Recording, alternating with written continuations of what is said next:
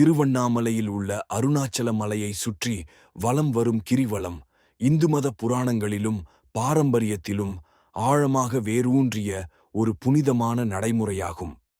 இந்து மதத்தில் இம்மலை சிவபெருமானின் வடிவமாக கருதப்படுகிறது. மேலும் அதை சுற்றி வருவது வழிபாட்டின் ஒரு வடிவம் என்று கூறப்படுகிறது.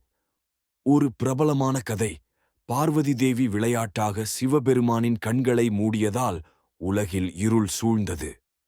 அதற்கு பிராயச்சித்தமாக அவர் கிரிவலம் வந்து அதன் பின் சிவபெருமானின் இடப்பாகத்தைப் பெற்று அர்த்தநாரீஸ்வரராக மாறினார். இன்னொரு புராணக் கதை, சாபத்தை போக்க அருணாச்சல மலையை வலம் வருவது மட்டுமே ஒரே வழி என்று துர்வாசர் முனிவர் மற்றும் தேவர்கள் பரிந்துரைத்ததாக கூறுகிறது.